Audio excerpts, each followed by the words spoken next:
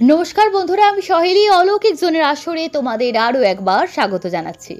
बंधुरा आमादेर अलौकिक जोनेर चैनल अनेक दिन धरे शुरू हयेछे, हयतो যতটা হওয়া উচিত ছিল ততটা আমরা এগোতে পারছি না, খুব ধীরে ধীরে আমাদের অগ্রগতি হচ্ছে।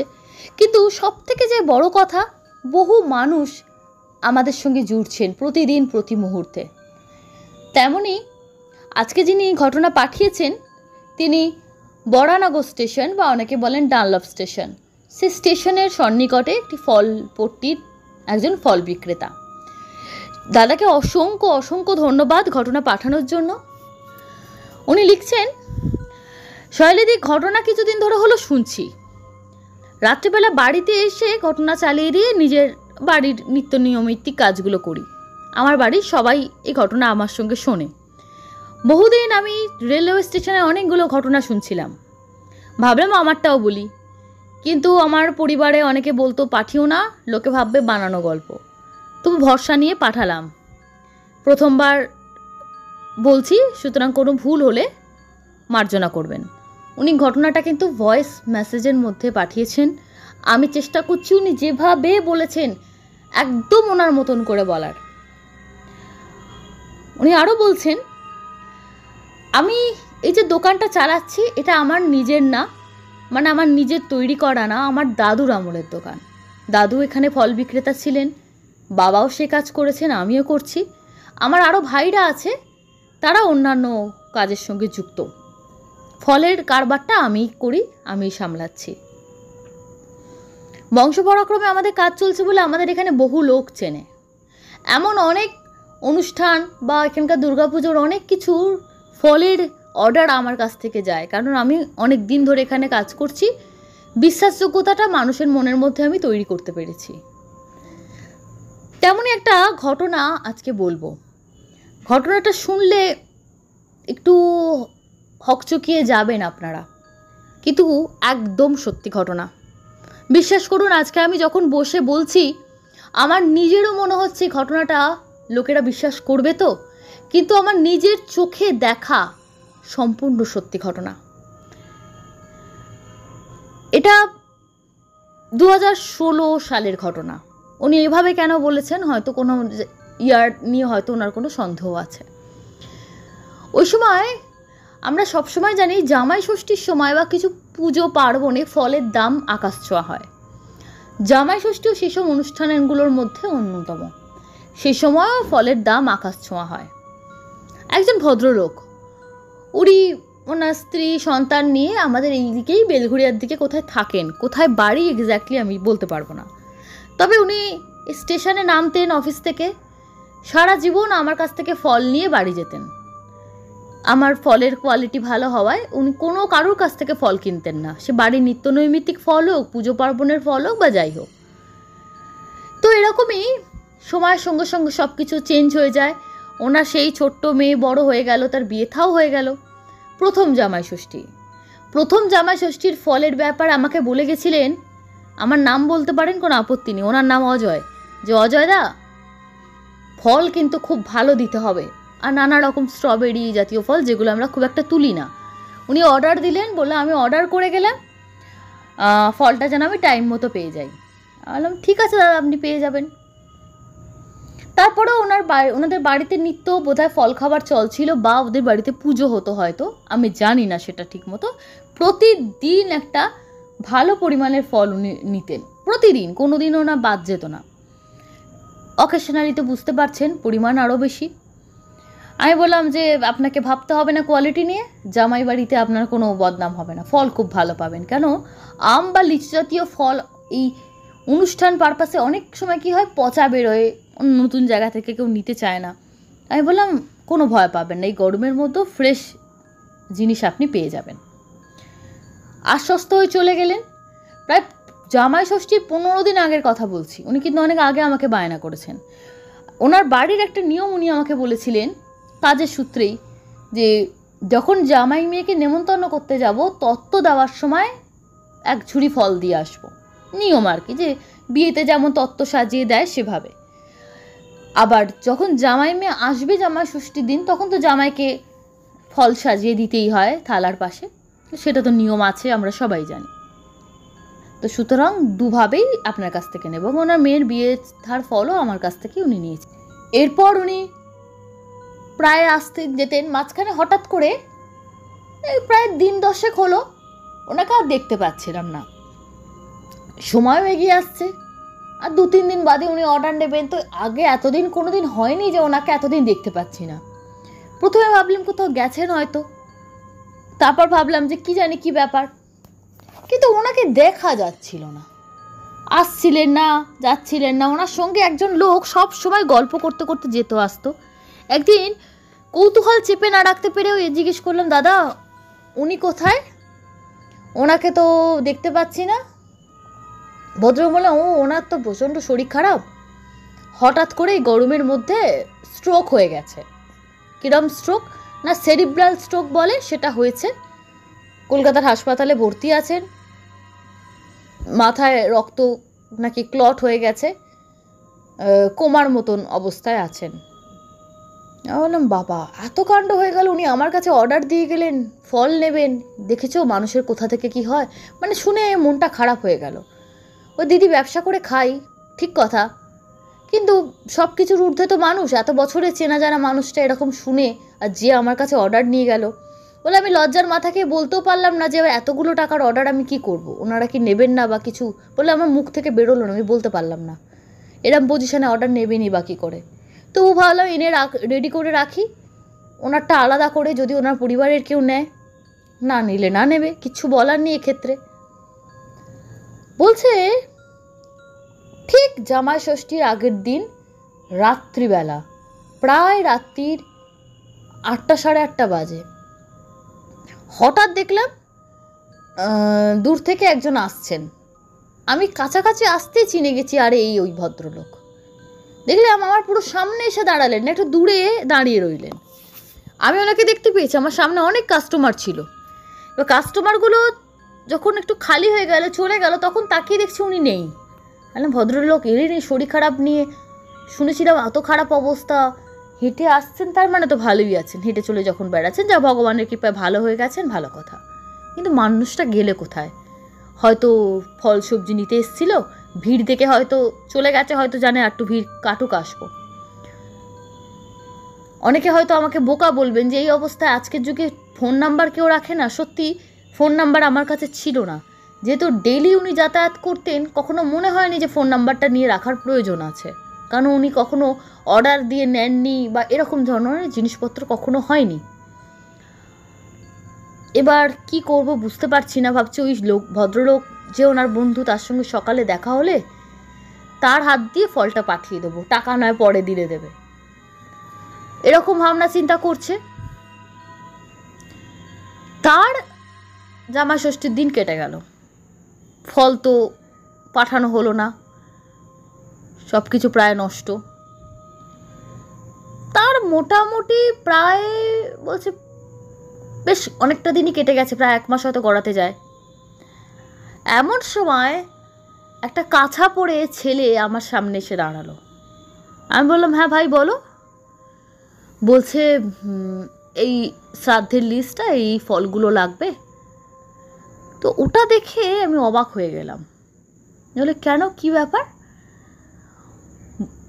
কেন ওই ছেলেটিকে আমি দেখেছি কয়েকবার, তবু কেমন যেন একটু মানে খেয়াল করতে পারছিলাম যে এই ছেলেটা কি সেই ছেলে নাকি, এরকম একটা মনে একটা সংকোচ ছিল। কিন্তু ওনার ছেলেটির পাশে যে লোকটি এসে দাঁড়ালো, তাকে দেখে আমার আক্কেল গুডুম হয়ে গেল। এই ভদ্রলোক তো ওই ভদ্রলোকের বন্ধু, একসঙ্গে স্টেশন দিয়ে গল্প করতে করতে যেত, বোধহয় একই অফিসে চাকরি করে বোধহয়, বাট ট্রেনে আলাপ এরকমও হতে পারে। বলছে কাকু এইভাবে তাকিয়ে আছেন, বলছে তোমার বাবাকে আমি চিনতাম, কি হলো ওনার কিছু? বলো হ্যাঁ। তখন পাশের ভদ্রলোক ইশারা করে আগেই বলে দিয়েছেন যে উনি নেই, যা। তো ছেলেটি জিনিসপত্র নিল, ছেলেটির সঙ্গে আরও 2টো বন্ধু ছিল, ওরা নিয়ে চলে গেল। তারপর ভদ্রলোককে বললাম যে কিন্তু দাদা আপনি যে বলেছিলেন জামাই ষষ্ঠীর প্রায় কিছুদিন আগে ওনার সেরিব্রাল স্ট্রোক হয়েছে, উনি ভর্তি আছেন, কোমার মতো অবস্থা, কিন্তু একটা কথা বলবো, জামাই ষষ্ঠীর আগের দিন সন্ধ্যাবেলায় 8:30 নাগাদ আমার এখানে প্রচুর ভিড়, উনি কিন্তু দূরে দাঁড়িয়েছিলেন, উনি হেঁটে এলেন, দেখলাম দূরে দাঁড়িয়েছিলেন। এখানটা একটু জল জমে আছে, ভাবলাম শরীর খারাপ, একটা দেখলাম বাসে হেলান দিয়ে দাঁড়িয়ে আছেন। আমি জানি আমার কাছে আসবেন, হয়তো ভিড় বলে দেরি করছেন, এরকমও ভাবছিলাম। তখন উনি বললেন যে না, সেরম কোনো কিছু ব্যাপার না, উনি আসতে পারেন না, কারণ উনি তার আগের দিনই মারা গেছেন।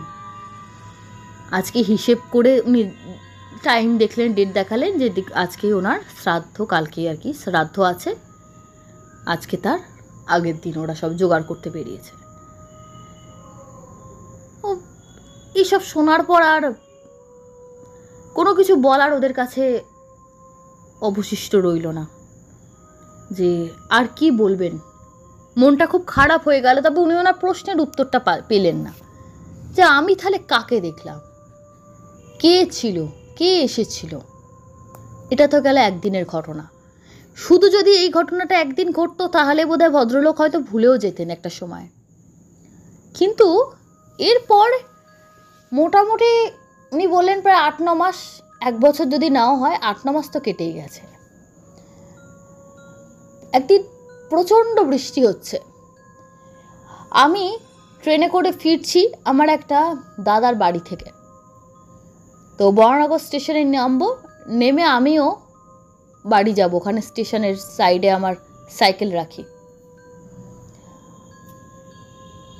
এই রকম একটা সময়ে আমি একদম অনেক রাত হয়ে গেছে, বহু রাত, মানে এত দেরি হয়ে গেছে, একদম লাস্ট ট্রেনে বাড়ি আসছি।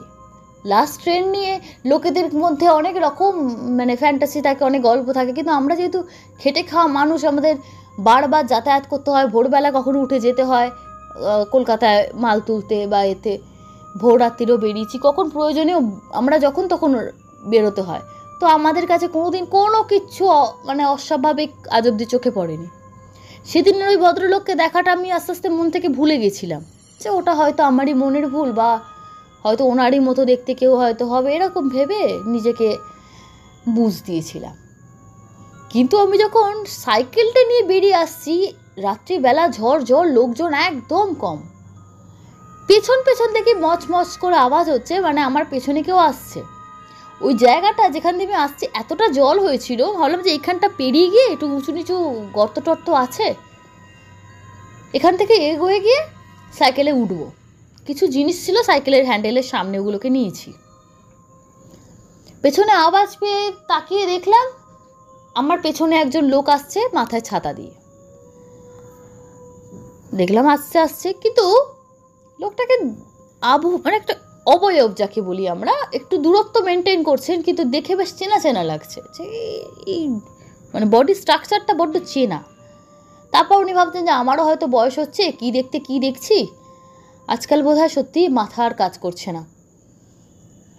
এরকম ভাবতে ভাবতে ভাবতে ভাবতে উনি এগোচ্ছেন। অদ্ভুত ঘটনা, ওনার মনে হলো যেন কিছু একটা জোর এসে ওরা সাইকেলটাকে টাচ করে বেরিয়ে চলে গেল। মানে কি হলো, উনি একটু যে অন্যমনস্ক ছিলেন, উনি না বলছে, আমি বুঝতে পারলাম না ব্যাপারটা কি হলো, একটু কেঁপে উঠেছি আমি, কিরে এরম টাইপের।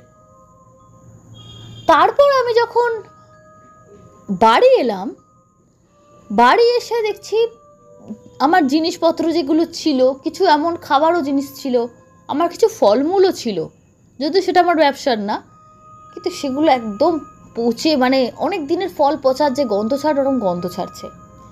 তার সঙ্গে কিছু খাবার ছিল, আমার স্ত্রী বলে সব ফেলে দাও। মনে মনে ভাবছি যে বাবা, ই আবার কি, এরম তো হওয়ার কথা না, কি হচ্ছে কি আমার সঙ্গে। তারপরে বেশ কিছুদিন কেটে গেল।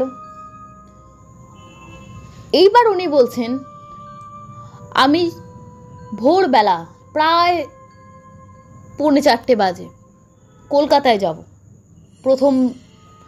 ফার্স্ট ট্রেন ধরবো, ধরে শিয়ালদা যাব, শিয়ালদায় আমার কিছু ব্যক্তিগত কাজ আছে।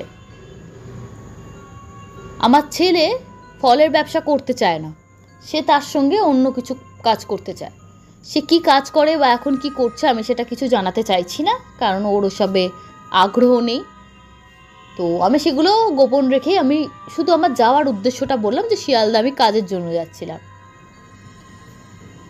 না, জানেনই ভোর রাতের ট্রেন, ফাঁকা, লোক খুব কম, সবজি বিক্রেতা, দুধ বিক্রেতা, এই ধরনের খুব প্রয়োজনীয় কাজ যারা করেন তারা ছাড়া এই সময় কোনো লোককে কিন্তু আপনি দেখতে পাবেন না। হ্যাঁ, আর এক শ্রেণীর লোককে দেখতে, যারা খবরের কাগজ বিক্রি করে, তারাও এই সময় কলকাতায় যায় খবরের কাগজ তুলতে। এই সময় যখন উনি বসে আছেন, বলছেন শরীরটা খুব কদিন খারাপ ছিল, মাথা নিচু করে চুপ করে বসে আছি, হঠাৎ মুখটা তুলেছি, এতক্ষণ খেয়াল করিনি স্টেশনে কে উঠেছে কে নামছে, কারণ আমি তো যাব একদম শিয়ালদা, আমার তো ট্রেন দাঁড়াবে, আমার কি দরকার। মুখটা তুলেছি, একদম মুখোমুখি ওই দিকের চেয়ারে সেই ভদ্রলোক যিনি আমার কাছ থেকে ফল কিনতেন ড্যাব ড্যাব করে তাকিয়ে আছেন। কালো প্যান্ট, সাদা জামা, ফর্সা সেই হাত, সেই মুখ, মানে বলছে আপনারা বিশ্বাস করবেন না, আমি একদম সামনাসামনি দেখছি। আমি যদি না জানতাম ওনার মৃত্যুর কথা, তাহলে হয়তো আমি ছুটে গিয়ে কথা বলতে যেতাম। যেহেতু আমি জানি, তাই ওনার কাছে যাওয়ার প্রয়োজন হয় না। আমি যেন সেই ভ্যাবা চাকার মতো তাকিয়ে আছি, ভয় বা কোনো কিছু, কোনো ফিলিংসই নাকি ওই সময় কাজ করছে না, মানে এতটাই চমকে গেছি। শুধু একটাই জিনিস অদ্ভুত, চোখ দুটো স্থির, চোখের মনিটা নড়েও না চড়েও না, যেন মানে কোন দূরে দৃষ্টিটা, মানে একটা পাথরের মূর্তির মতন ভদ্রলোক বসে আছেন। তারপর যখন আমার শরীরে একটা স্পন্দন এলো, কাজ করলো, একটা যেন মনে হচ্ছে বিদ্যুতের শক খেলে গেল, তখন দেখলাম উনি সিট থেকে উঠলেন, উঠে চলন্ত ট্রেনেই আস্তে আস্তে পেছন দিকে এগিয়ে গেলেন, মানে একদম দরজার দিকে, যেদিকে ট্রেন থেকে আমরা নামি। শুধু নামার আগে হাতটা জোর করে ঠিক ক্ষমা চাওয়ার ভঙ্গিতে, ওনার মুখের একটা অনুনয় ছিল।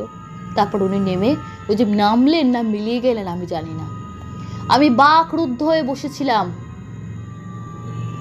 শিয়ালদায় ট্রেন দাঁড়িয়ে গেছে, লোকেরা যারা যারা ছিল নামছে, চতুর্দিকে স্টেশনের কলরব, আমার যেন হাত পা চলছে না। দু একজন আমাকে দেখে ভাবলো শরীর খারাপ নাকি, তারা মুখে টুকে জল দিল। ভোরবেলায় কতই বা লোক থাকে। আমি নাম্বারটা বার করে দিলাম আমার ফোন থেকে, লোকে আমার ছেলেকে ফোন করলো। স্টেশনে সবাই মিলে আমাকে ধরে বসিয়েছিল। পরের ট্রেনে আমার ছেলে এসে আমাকে নিয়ে যায়। আমি স্টেশনে বসেছিলাম, ছেলে এসে আমাকে বাড়ি নিয়ে গেছে। বাড়ি গিয়ে আমি বললাম যে এই ঘটনা আমার সঙ্গে ঘটেছে। এ চোখে না দেখে কেউ হয়তো বিশ্বাস করবে না যে আজকের যুগে এই ঘটনা ঘটে। এখন যখন ভাবি, ওনার বন্ধুর সঙ্গে পরে দেখা হয়েছিল, ওনাকে বলেছিলাম, উনি অবাক হয়েছিলেন। ওনার ছেলেদেরও বাড়ি গিয়েও আমি বলে এসেছি যে এরম এরম হয়েছে। বলে বিশ্বাস করবেন না, আমার মনে হয় ওই যে ফল উনি অর্ডার দিয়েছিলেন, ওই যে অত টাকার মাল নষ্ট হলো, ভদ্রলোক অত্যন্ত সৎ ছিলেন তো, তাই হয়তো উনি ক্ষমা চাইতে এসেছিলেন। বলে জানিস দিদি, প্রথম থেকে বললাম না, লোকে ভাববে গল্প কেন বলতে চাইনি, এই কারণে এতদিন অনেক দিন ভেবেছি ঘটনাটা পাঠাবো। লোকে শুনলে ভাবে ধরে কি বলছে, কিন্তু আমি নিজের চোখে দেখেছি, কি করে ভুলবো বলুন? আমি তো এই জীবনে ভুলতে পারবো না। বিশ্বাস অবিশ্বাস করার কোনো কথা আমি বলবো না দিদি, তারা আমাকে চেনে না, অবিশ্বাস করতেই পারে। তবে আপনাকেই বিশ্বাস করেই ঘটনাটা পাঠালাম, আশা করি আপনি বুঝবেন। থ্যাংক ইউ সো মাচ দাদা, আপনি ঘটনাটা পাঠিয়েছেন, আমাদেরকে বিশ্বাস করেছেন, আমাকে অন্তত ভরসা করেছেন যে কেউ। এবং আমিও আপনাদের রিকোয়েস্ট করব, উনি কিন্তু অনেক সংকোচ নিয়ে ঘটনাটা পাঠিয়েছেন, যেহেতু প্রথমবার পাঠাচ্ছেন, ওনার এরকম কোনো অভিজ্ঞতা নেই ঘটনা পাঠানোর বা লেখার। বিশ্বাস করতে না হয় করবেন না, এমন কিছু প্লিজ কমেন্ট করবেন না যাতে মানুষটার খারাপ লাগে। উনি না থাকলেও ওনার ছেলে মেয়েরা পড়তে না পারলো, কমেন্ট বক্স তো তারা যদি দেখে, পড়লে তাদের খারাপ লাগবে, তারা হয়তো বাবাকে বলবে কি দরকার ছিল এগুলো বলার। তো আশা করি এইটুকু মানুষের সেন্টিমেন্টকে আপনারা গুরুত্ব দেবেন, এটা আমার রিকোয়েস্ট রইল আপনাদেরকে। কারণ অনেকেই বহু প্রশ্ন আসে যে এইগুলো তো কি সত্যি মিথ্যে, এরকম প্রশ্ন প্রচুর আসে। এই 3 বছরে এরকম প্রশ্ন আমি প্রচুর পেয়েছি। এখন আর আমি উত্তরও দিই না, কারণ বারবার আমরা বলে দিই যে ভৌতিক ঘটনা, অলৌকিক ঘটনা, এগুলোকে বিশ্বাস করবার জন্য কোনো প্রমাণ আমি এনে দিতে পারবো না আপনাদের হাতে। তো বিশ্বাস করা না করা, বা সেটাকে যদি মনে হয় নিছকই গল্প তাই ভাববেন, কিন্তু কাউকে অযথা আক্রমণ করবেন না। সরাসরি চলে যাচ্ছি কমেন্টে। আজকে প্রথমে তার কমেন্ট পড়ব যিনি আমাকে অভিযোগ করেছেন, অভিযোগ বলবো না, হয়তো অনুযোগ বলবো। হর্স ডিএস রয় দিয়ে বলা উচিত হবে না, এটা একটা কোড। আমারটা একদিনও পড়েন না, এই তো আপনার কমেন্ট পড়লাম। ওনাকে কে আবার রিপ্লাই দিয়েছে পড়বেও না, না না এরকম কোনো বিষয় না, পড়বও না, সেরকম কিচ্ছু না, অবশ্যই পড়বো, এই তো পড়লাম। শ্রীয়াঙ্কা লিখেছেন ঘটনাগুলি কোথাকার সেই সব জায়গার নাম কেন বলা হয় না, এইসব কারণে ঘটনাগুলিকে আমার ঘটনা মনে হয় না, মনে হয় গল্প। এই যে এইরকম কমেন্টগুলোর কথাই বলছিলাম। যে ঘটনায় উনি কমেন্টটা করেছেন ডাকিনি, সেই ঘটনাটার শুরুতেই আমি বলে দিয়েছি এটা সুন্দরবনের একটা গ্রামের ঘটনা। তাহলে এখানে ঘটনার নাম, জায়গার নাম না বলার কি আছে? আর জায়গার নাম বললে কি গল্প হয় না? গল্পতেও তো প্রচুর নাম লেখা থাকে, তো এটা কোনো যুক্তি নয় ম্যাডাম। শর্মী 85 লিখলাম আমরা সবাই পাশে আছি দিদি। আচ্ছা ঠিক আছে, আমি আরজি কর নিয়ে যে পোস্টটা করেছিলাম তাতে উনি কমেন্ট করেছেন। ইউজার ES7GOHI লিখেছে সহেলি গল্পটা এত সুন্দর করে বললে না, আমি তোমার ঘটনা শুনতে খুব ভালোবাসি, আমি মনিদি পাড়ায়। Thank you so much ma'am. Reshmi Roy এটা একটা হরর স্টোরি নো ডাউট, কিন্তু ভয়ের থেকে বেশি কষ্ট পেয়েছি, এতটা ইমোশনাল লাগছে স্টোরিটা। এই ঘটনাটাও কমেন্ট টেস্টে টিনা শর্মা লিখছেন হরর পার্ট 1%, কাহানি 99%। টিনা শর্মা একা না, আরও 2-3 জনের আমি কমেন্ট পেয়েছি যারা এটাকে বলছেন কাহানি। এই আয়ামাসির ঘটনাটা, যে আয়ামাসি কলকাতার হসপিটালে মানে একজন ভদ্রমহিলা, আশা করি যারা আপনার রেগুলার শোনেন তারা মনে পড়ছে, যারা শোনেন না ঘটনাটা শুনে নেবেন। এটা পার্টিকুলারলি আমি শুনতে বলছি কারণ একজন ভদ্রমহিলা গ্রাম থেকে তার স্বামীকে নিয়ে কলকাতায় আসতেন, তার শ্বাসের কষ্ট ছিল, আদার্স অনেক রোগও ছিল, ট্রিটমেন্ট করাতে। তো টেস্ট করা, এই করা সেই করা, আর গ্রামের মানুষ একটা কলকাতা যাতায়াত, সারাদিনের ধকল, অসুস্থ মানুষ আরও অসুস্থ হয়ে গেল। তার জন্য প্রায় টানা 6-8 মাস ওপিডিতে দেখানো আর বাড়ি যাওয়া করেও স্বামীকে বাঁচাতে পারলেন না। ওই টেস্ট করা আর ডেট ফেলা চক্করেই মারা গেলেন। সেই ঘটনাটা শুনেও যদি কারণ মনে হয় এটা গল্প, এর থেকে বড় বাস্তব গরিব মানুষের সরকারি হাসপাতালে যে চিকিৎসা হয় না বলাটা হয়তো অনেকে তেড়ে আসবেন আমার দিকে, খুব দুষ্কর, মানে যারা ভালো ট্রিটমেন্ট পাচ্ছেন তারা ভাগ্যবান। ম্যাক্সিমাম যদি কোনো চেনা জানা না থাকে তাদের এরকমই হয়, আসা যাওয়া, আজকের ডেট, কালকে এই টেস্ট, পরশুদিন ওই টেস্ট। তো সেই ঘটনার কমেন্ট যদি কেউ করছেন অনেকে এটা গল্প, সত্যি কিছু বলার নেই। তার মানে আপনারা অত্যন্ত সৌভাগ্যবান। ঈশ্বরের কাছে প্রার্থনা করব আপনারা ভালো থাকুন, যেরকম দুঃসহ গল্প যেন কারোর জীবনে না ঘটে। যদি এটা গল্পই হয় না, আমি বলবো এটা গল্প থাকলে হয়তো ভালো হতো। কিন্তু এরকম দুঃসহ জীবন, ভদ্রমহিলার জীবনটাই নষ্ট হয়ে গেল। ডাক্তারবাবু আয়ামাসি মিলে একবার টাকা দিয়েছেন, কিন্তু বাকি জীবনটা ওনার কী হবে? খুবই খারাপ একটা ঘটনা। তাই জন্য বলছি যে কিছু বলার নেই। জিনিয়াস সিং লিখছেন awesome your voice and presentation, just great sister, thank you so much. আজকে আর বেশি কমেন্ট পড়ছি না, যাদের কমেন্ট পড়লাম আর যাদের পড়লাম না দুজনকেই ধন্যবাদ। এবং প্লিজ আপনারা রাগ করবেন না কারুর কমেন্ট বাদ যায়, অবশ্যই আগামী পর্বে আপনাদের কমেন্ট পড়ার চেষ্টা করব। অসংখ্য ধন্যবাদ, এভাবে সঙ্গে থাকবেন, সাথে থাকবেন, পাশে থাকবেন। শুভরাত্রি।